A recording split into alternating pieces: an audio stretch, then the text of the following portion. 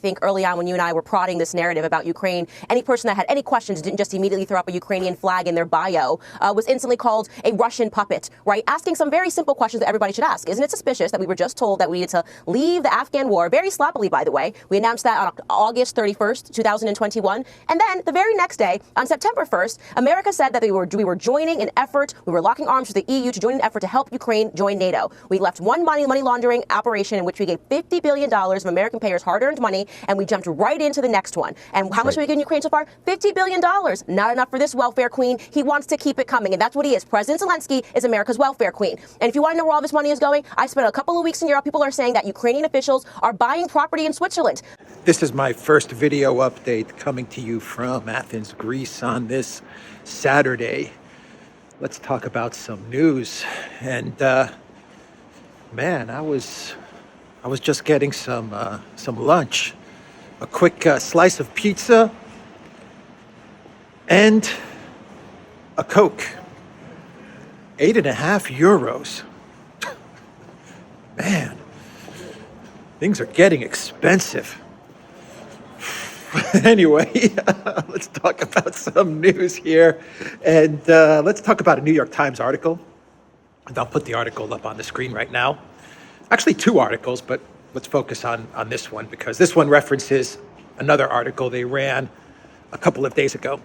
And this article is saying that Ukraine commanders, as well as various military experts and sources in the Biden White House, New York Times sources in the Biden White House, that they will not be looking for some sort of lull, some sort of freeze in the fighting in Ukraine. And this article states that a couple of days ago, General Mark Milley, he had said that after the Kherson win for the Ukraine military, let's call it that, a win for Ukraine, that he felt that the military had done just about all it could do, and now was the time for some sort of peace, or at least some sort of ceasefire, freezing the conflict. It looks like Milley may have seen my video a couple of days ago, though I doubt it. But he said that, look, now that Ukraine has the initiative, now that they have leverage, they have the momentum, winter is coming, and it's time for a pause in the fighting, perhaps some sort of short-term or medium-term ceasefire, and let's do it now. Now is our chance. And now is Ukraine's opportunity to extract the most concessions, given their victory in Kherson. But there were Biden White House officials who told Milley, screw that, General Mark Milley. Now is the time to press forward. Now we've got Russia right where we want them, and this is our opportunity to make more gains. And the New York Times ran a follow-up article to this Milley article, and they interviewed Ukrainian commanders on the ground, most of them fighting in Bakhmut. They interviewed them, they referenced various military experts and analysts who also said that not only is the time ripe for Ukraine to press forward in gaining more territory and pushing the Russians back, but they also revealed what the plan may be going forward. And this is the interesting part. Many military experts and analysts and commanders on the ground that the New York Times interviewed, they claimed that the next city that Ukraine is going to focus on is the city of Melitopol. And they're going to move. Where they are right now in Kherson is very difficult because of the Dnieper, and the Russians they've blown apart the bridges, the Antonovsky Bridge and another bridge by the dam. And the New York Times said that it would be extremely difficult and very costly in Ukrainian soldiers' lives to, oh wow, a new bench. Looks nice. All right, Greece. putting those EU funds to good use. So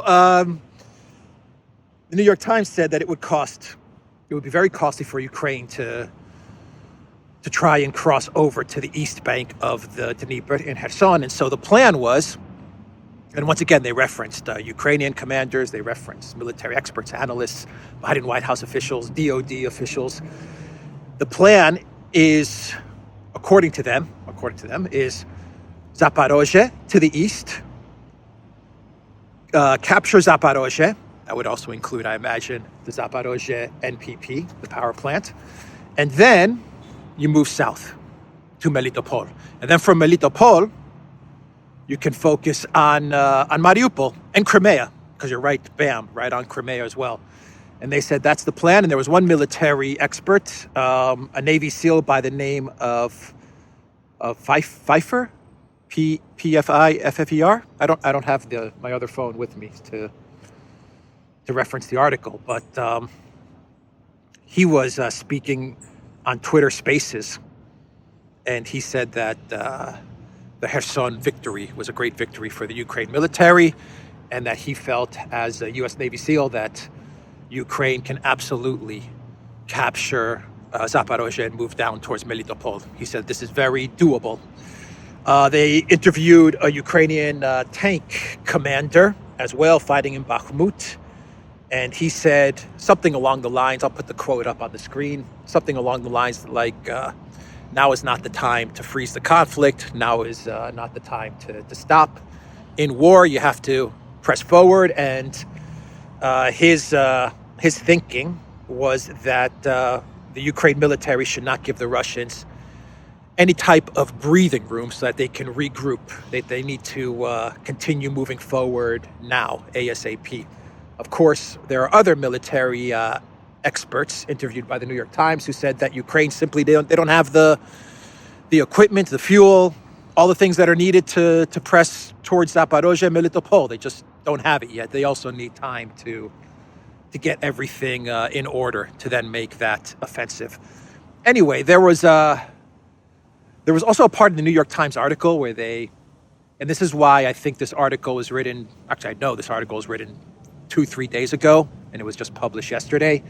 But in that article, they said that in Bakhmut and Pavlivka, Ukrainian, Pavlovka, Russian, they said that the Ukraine military was repelling Russian advances in Donetsk.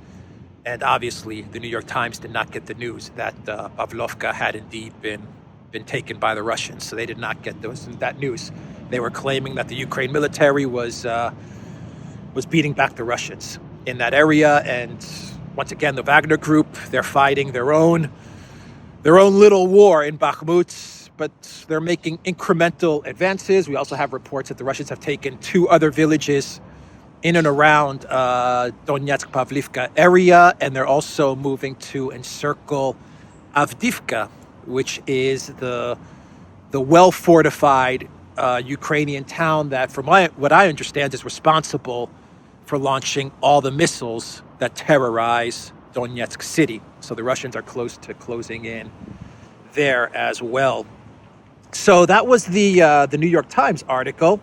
Those were the statements from Milley, a part of the Biden White House, a part of the military command in the United States, believes that now's the time to get some sort of deal. Now's the time to freeze this thing. But the neocons, the Department of State, the Jake Sullivans, the Blinkens, the Newlands, all these people, I'm positive these are the people who are advising the Biden White House, and they're going to be the people that win out at the end of the day. They're advising the Biden White House, now you have got to press harder and further towards Russian-held territory, towards Crimea, towards Donbass, Zaporozhye, Melitopol, all of that stuff. And so this is where the war is heading, in my opinion. I mean, Russia's they're gonna build up their reinforcements on the east bank of the Dnieper. They're going to over the next couple of weeks, couple of months, they're going to take all of Donetsk and Lugansk. They are going to win in Bakhmut. They are going to win in Avdiivka. They're going to take all of Donbass, and they're going to shore up their gains there. Of course, Ukraine, they're also going to build up their forces in Kherson, in this area, so that they can make a push towards Zaporozhye and then Melitopol. That may be the plan, but it makes sense. That's how you can cross over. And they're going to, they're also going to, I'm sure they're going to take resources and also try to fight off the Russians as best they can in the Bakhmut, Donetsk area. But the war is heading towards a trajectory where this is going to be, in my opinion, this is going to be won with money, or a lack of money. And let me explain what that means. For the collective West, the goal, what's the overarching goal of all of this? The overarching goal for the collective West, what they really want out of this war with Russia is regime change, right? They want to get their hands on the Russian Federation, all that land, break it apart, basically go back to the 1990s, but with, instead of one Russian Federation, they want 5 different Russian territories, balkanize it, take it over, get those cheap resources, and then focus in on China. Live the good life, make a ton of money, and then focus on dismantling and destroying China. That's their overarching goal. That's their big picture. We need regime change in Russia. And the Russians, what's their goal? Well, Brian at the New Atlas, during his live stream yesterday, I think he summed it up perfectly. He said that Russia's goal is self-preservation.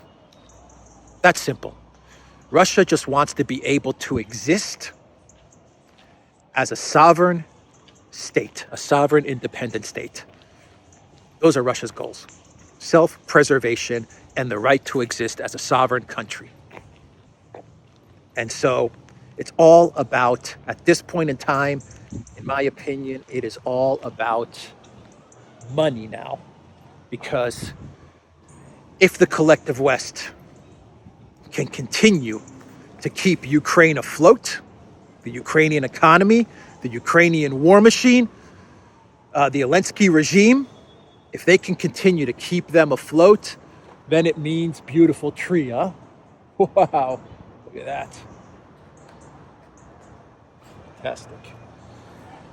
Then it means that they can continue this war, and their goal of regime change can continue, because the way they're going to get regime change in Russia is by scoring these types of tactical wins, these wins in Kharkiv, ETHEREUM, Kherson, amplifying the wins with their overwhelming superiority with regards to soft media and social media, and trying to defeat, discourage, depress the Russian people, and sow doubt in Russia and even within the ranks of the Kremlin as to the effectiveness of Vladimir Putin and his administration's leadership. Now, there was a time where the collective West, in the beginning of the conflict, they thought that they could score regime change through economic means. They lost that war. That advantage now is Russia's, and I'll get to that in a bit. But the economic part, they lost it. They're still trying. Price caps and oil price caps and gas price caps, and now they're talking about creating another OPEC, an alternative to OPEC and OPEC Plus, which is going to regulate and dictate the price of oil. Bloomberg ran an article about this. Maybe I'll do another video, a separate video about that. But they're trying to create a different OPEC, a Western OPEC that's going to control the price of oil. I don't think OPEC Plus is going to buy that, and I think Saudi Arabia just pushes Saudi Arabia further into the camp of the BRICS. But this is what they're floating around. Anyway, the economic war, they lost it, so they're going to focus in on where they have big time advantage, and that is in media, soft media power, and every win that they can score, whether it's a pyrrhic win. If you say that Kharkov was a pyrrhic win, or Kherson as well, it wasn't so much a military victory as it was Russia just leaving. Whatever it is, it doesn't matter. they'll use it to try and sow the seeds of discontent and try to get a type of regime change. They could do it with travel restrictions, not allowing Russians to get Schengen visas. They could do it with ridiculous stories like Ghost of Kiev and the Goat of Kiev and the Zaporozhye Avenger. They're going to use every tool that they have to try and get that regime change, and they feel that they're close, and they are. If we're fair, they are close, because if they can score, this is a big if, but if they can score a victory in Zaporozhye and Melitopol, then there's going to be a lot of questions with regards to how this SMO is being conducted, or if it should even be called an SMO. And another thing that they're going to do is, as I was referring to back over there, is another way that you deflate and discourage the Russian people is you terrorize them. That's why it's so important for them to bring those HIMARS into Kherson and get as close to Crimea as you can, and to get those HIMARS missiles to hit Crimea. Terrorism, good old-fashioned, terror. That's how you discourage a population. That's how you make a population doubt its leadership. That's why it's so important for Russia to take Avdiivka and Bakhmut, because there you take out Ukraine's terror launch pad, the cities where they launch their terror attacks to Donetsk city. Avdiivka, that's the place. You got to get there. You got to take that city, and then you can at least remove the danger of missiles that fly into Donetsk city. So, regime change. That's what they want. That's what they're pushing for. That's what they're going to use all of their power to get. And in order to get that regime change, Ukraine is a tool. They don't care about the Ukrainian people. They don't care about the Ukrainian soldiers. It's a tool for them to get that regime change. And so it's very, very important for the collective West to make sure that the money continues to flow to the Zelensky regime. Because if the money stops, the regime collapses instantly. And they know that. That is why the collective West is in panic with Ukraine fatigue. Right? Ukraine fatigue, this new word that they're popularizing now. Politico ran an article yesterday, and they claim that they have sources in the White House in Washington who are calling up their European counterparts, and they're telling the European elite and the leaders of Europe not to stop funding Ukraine, not to stop the weapons flow, not to stop the financing and the money.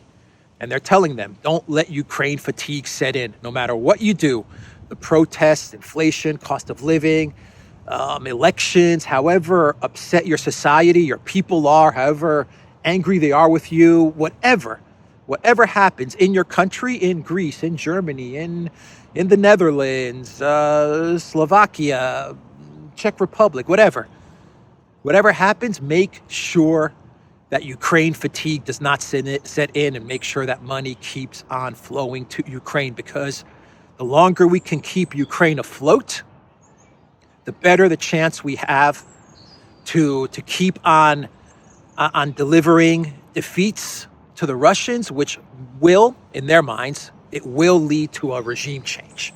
It'll get that regime change. They can sense it. They can feel it, that they're getting close. And they're saying, can you imagine if we take Zaporozhye and Melitopol? That's what the neocons are saying.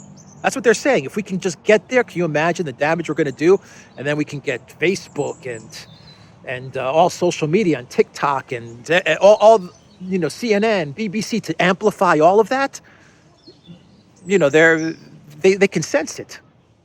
They can sense it. And so they're very concerned about Ukraine fatigue in Europe, which, by the way, you can cure with just 2 tablets of Zelensky. But go to your doctor if you're suffering from Ukraine fatigue, and this is mostly in Europe, but it spreads. I think this could hit the the U.S., Canada, Australia, New Zealand. I really feel Mexico, Brazil, possibly. I don't think so. There, I don't think you're going to get it. But, definitely in Australia, New Zealand, the United States, Canada. Yeah, the collective West, I think, is more susceptible to Ukraine fatigue. But go to a doctor, take 2 Zelensky tablets, or better yet, some people in the comments let me know that they actually have now a powder form of Zelensky medicine to cure Ukraine fatigue. It's much better than tablets, but you do have to take it via the nose. That's how you have to take the powder form of the Zelensky medicine to cure Ukraine fatigue. And don't let Ukraine fatigue set in. And I'm just letting everybody know because I'm concerned about everyone's health. If you do feel that you have Ukraine fatigue, make sure you go to a doctor right away, because Ukraine fatigue can turn into the incurable Putin shill or Putin propagandist, and that's incurable. Can't cure it. So, you don't want to have the Ukraine fatigue turn into Putin or Kremlin shill or propagandist. It's over then for you. Anyway, so that is what the collective West is aiming for. That's why making sure the money and the weapons and everything gets to Ukraine.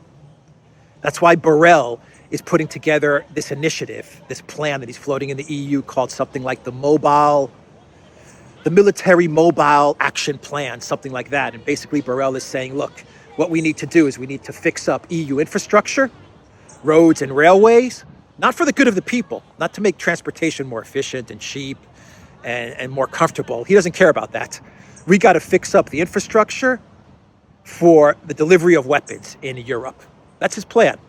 By the way, Europe is also going to be training Ukrainian troops, the EU. They're going to be training Ukrainian mercenaries. And I've read reports that 60%, I can't confirm this, that 60% of the Ukraine military in various areas, in some areas that's doing the fighting, is made up of mercenaries. Mercenaries are expensive. They're not cheap. And when I mean mercenaries, I tend to believe that NATO is probably, thrown into the mercenary umbrella. They operate under the cover of mercenaries. They're better trained. They know how to operate the NATO equipment. I understand all of that, but they're not cheap. They're much more expensive than the Ukraine soldier. So all of this stuff needs money. It needs money, it needs weapons, it needs commitment. And so they got to keep the wheels moving so that they can get the time that they need to get to the regime change. That is the goal. That is the overarching goal of the collective West. Now, Russia, their deal, self-preservation, their goal is self-preservation, the right to exist as a sovereign country.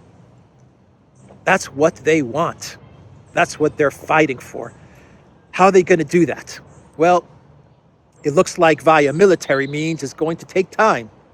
As Surovikin said, it is going to be a slow grind.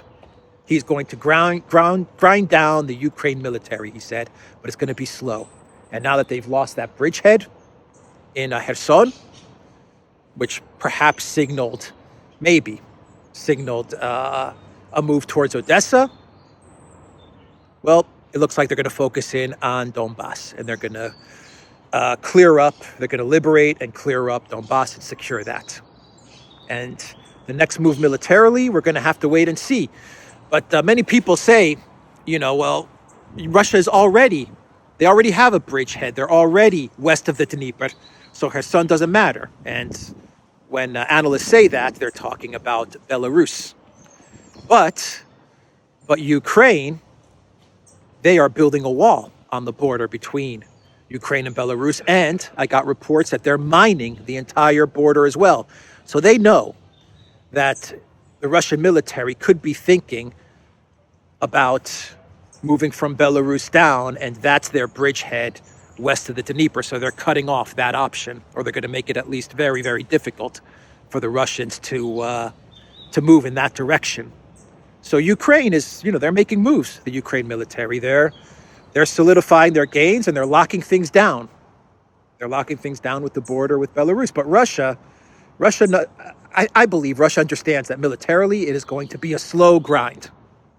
Yes, they're going to demilitarize the Ukraine military. Yes, they're going to demilitarize the mercenaries and NATO. But it's going to take time. But Russia is going to play to their advantages.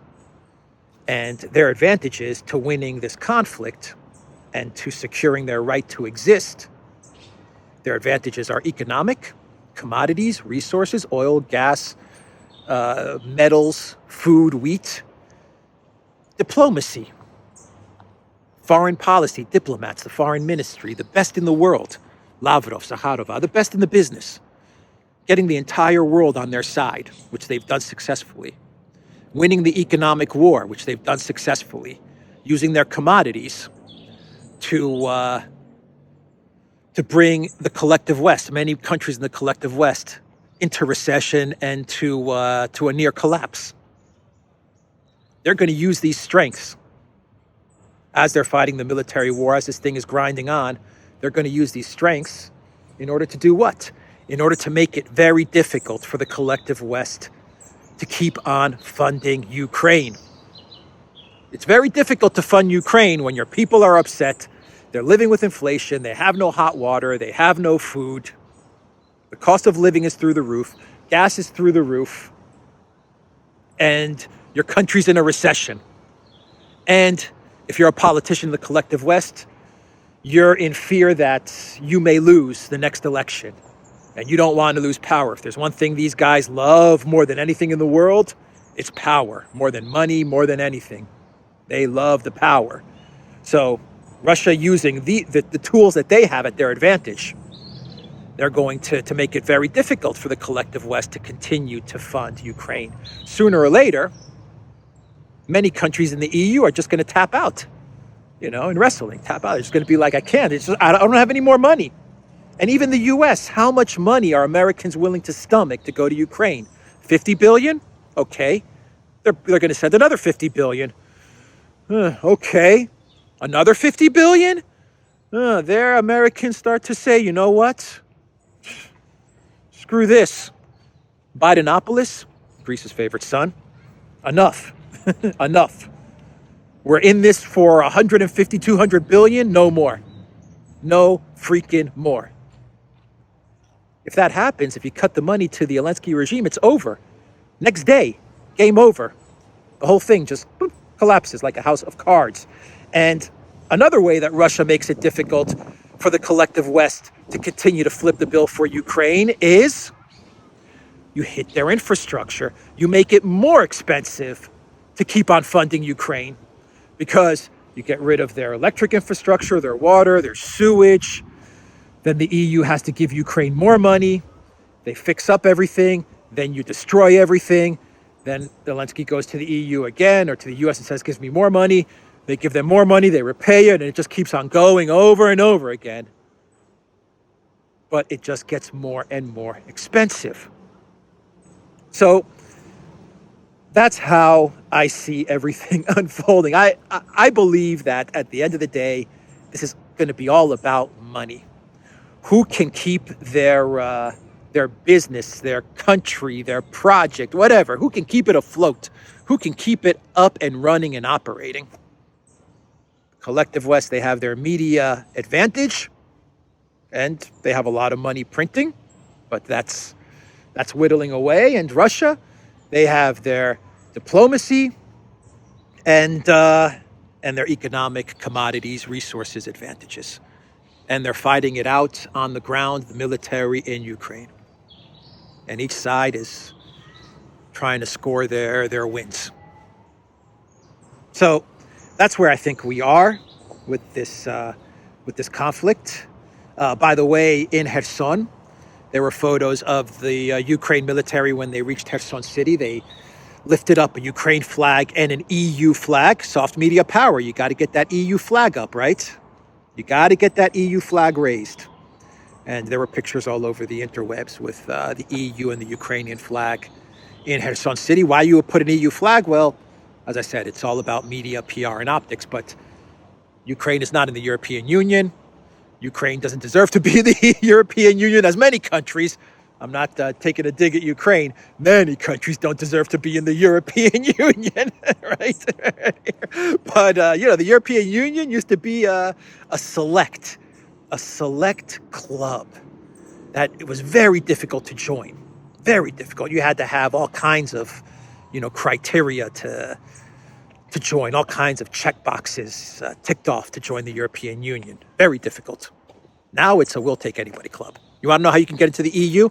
Who cares about your geography, your financial situation, your human rights situation? Who cares? All you need to get into the EU is to just say, I hate Russia. Just say it over and over again. If there's any country in the world that wants to enter the European Union, any leader that's watching this, a president somewhere in the world that's watching my video, you want to get into the European Union, just come out and say how much you hate Russia, and eventually you'll get your invite. That's it. It's like Facebook in the early days. Facebook was a social network which was just for college kids and the best of the colleges, right? It was targeted at the Ivy League schools, and everyone wanted to be a part of Facebook, but you couldn't get in unless you had that at Harvard email, right? But everyone wanted to get in, and it was elite. It was exclusive. It was where all the cool people were. Eventually, Facebook opened up. They let everybody in, and it turned into a cesspool. And Mark Zuckerberg is laying off tens of thousands of people, right? Anyway, that's the European Union. That's the European Union for you. So I thought I would mention that. I talked about the Politico article and taking your 2 Zelensky tablets or powder form. I always recommend powder form. And now let's talk about the G20. Let's talk about the G20. And this is my clown world. I talked about Belarus as well. Yeah, let's talk about my clown world, which is the G20. And you have an article. Well, let me find a way out of this maze. I feel like I'm in The Shining. How do I get out of here? How do I get out of here? I don't know where I am. Let's walk this way. This way. This is where I'm going. So the G20 is coming up 15th, 16th of November.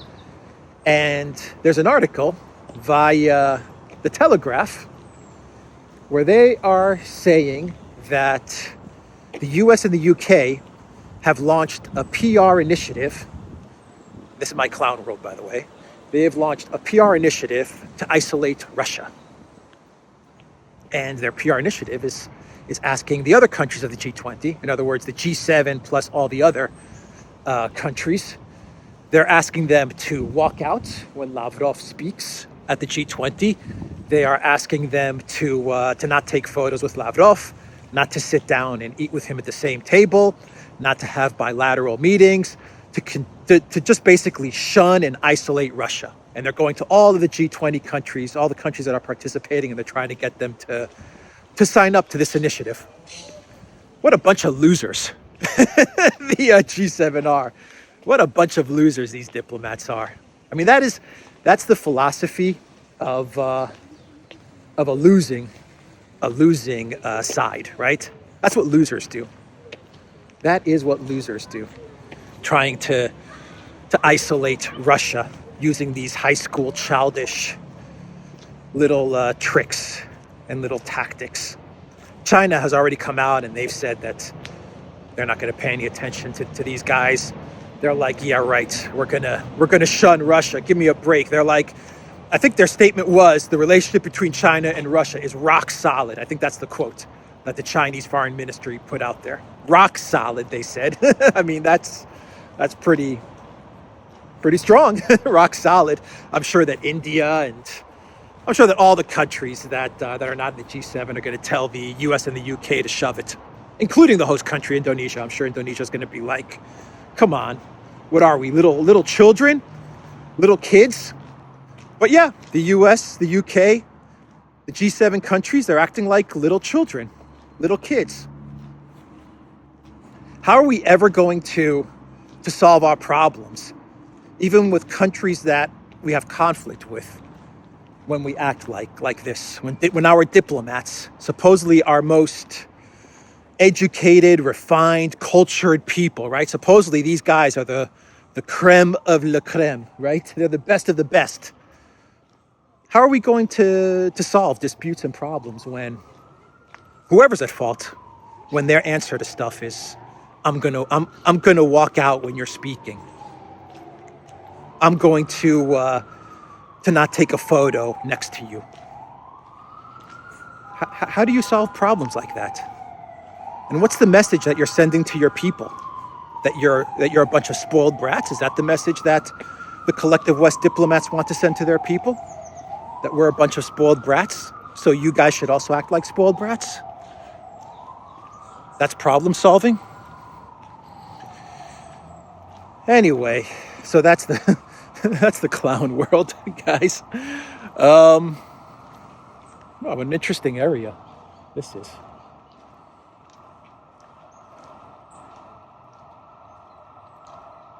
I think I'll leave the video there. The Duran.locals.com. Look for us on Rockfin as well. And the Duran shop, 10% off. Use the code Good Day. Oh, wow. Look at these fish. Man, look at that. I just discovered a new place. If you guys want to stick with me as we see these amazing fishes. Using fish. Look at that. Wow. Amazing. All right, take care.